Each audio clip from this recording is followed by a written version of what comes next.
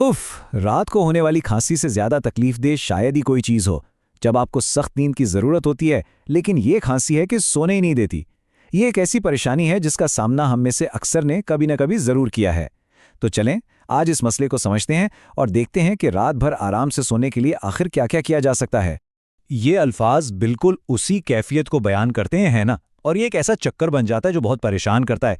आराम की कमी से आपका मुदाफ़ियती निज़ाम कमज़ोर होता है और खांसी आपको आराम करने ही नहीं देती। तो आइए इस चक्कर को तोड़ते हैं और देखते हैं कि एक पुरसुकून नींद कैसे हासिल की जाए। तो सबसे पहला कदम क्या है? देखें, डॉक्टर एलिजाबेथ रेनबोल्ट के मुताबिक खांसी से छुटकारा पाने के लिए ये समझना सबसे ज़रूरी है कि आपको खांसी हो किस किस्म की रही है, क्योंकि सही इलाज का इन्हिसार इसी बात पर है कि खांसी खुश्क है या बलगम वाली। चलें ज़रा इन दोनों का फ़र्क समझते हैं। जो बलगम वाली खांसी है, जिसे प्रोडक्टिव भी कहते हैं, वो दरअसल आपके जिस्म का एक कुदरती तरीका है फेफड़ों से इन्फेक्शन या जलन पैदा करने वाली चीज़ों को बाहर निकालने का।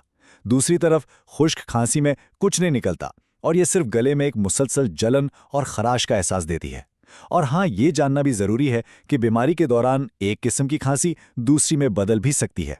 और रात को होने वाली खांसी का सबसे बड़ा मुजरिम अक्सर यही होता है, पोस्ट नेज़ल ड्रिप। होता यह है कि जब हम लेटते हैं तो नाक का बलगम सीधा गले के पिछले हिस्से में गिरना शुरू हो जाता है। ये वहां जलन पैदा करता है और हमारा जिस्म इसे साफ करने के लिए हमें खांसने पर मजबूर करता है। अच्छा, तो अब जबकि हमें पता चल गया है कि मसला क्या है, तो चलें अब इसके हल की बात करते हैं। खुशकिस्मती से बहुत से ऐसे मौसर इलाज हैं जिन्हें घर पर ही आजमाया जा सकता है ताकि रात को सुकून से सोया जा सके। सबसे पहले तो अपने सोने के कमरे के माहौल पर गौर करें। एक ह्यूमिडिफायर हवा में नमी पैदा करके आपकी सांस की नालियों को आराम पहुंचा सकता है, जो दोनों तरह की खांसी में फ़ायदेमंद है। और अगर आपको शक है कि खांसी की वजह एलर्जी है, तो एक एयर प्यूरीफायर हवा से उन तमाम छोटे छोटे ज़र्रात को साफ करके बहुत बड़ा फ़र्क ला सकता है। अच्छा, यहाँ एक बहुत काम की बात है। बेहतरीन नताइज के लिए अपने ह्यूमिडिफायर को 40 से 50% नमी की सतह पर सेट करें। ये बिल्कुल सही तवाज़ुन है। इतनी नमी कि गले को सुकून मिले, लेकिन इतनी ज़्यादा भी नहीं कि कमरे में फुफुंदी लगने का खतरा पैदा हो जाए। पानी और दूसरे मायात का इस्तेमाल बहुत ज़रूरी है। गर्म मशरूबात जैसे कि हर्बल चाय गले की खराश के लिए फौरी आराम देते हैं। और शहद के बारे में क्या ख्याल है?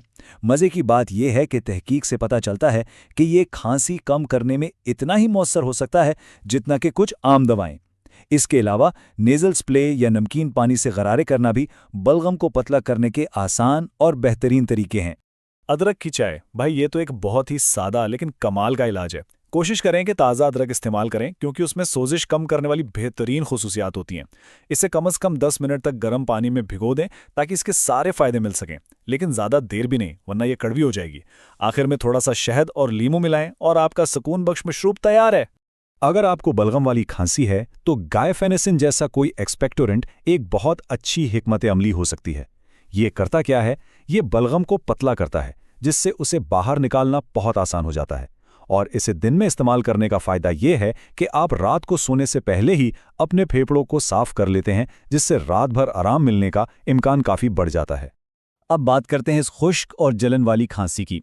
इसके लिए लोजेंजेस या कफ ड्रॉप्स फौरी आराम दे सकते हैं, क्योंकि वो गले को नम रखते हैं। अगर पोस्ट नेज़ल ड्रिप आपको तंग कर रहा है तो डीकंजेस्टेंट मददगार हो सकता है, लेकिन यहाँ एक अहम एहतियात है। अगर आपको हाई ब्लड प्रेशर है तो कोई भी डीकंजेस्टेंट इस्तेमाल करने से पहले हमेशा अपने डॉक्टर से ज़रूर मशवरा करें।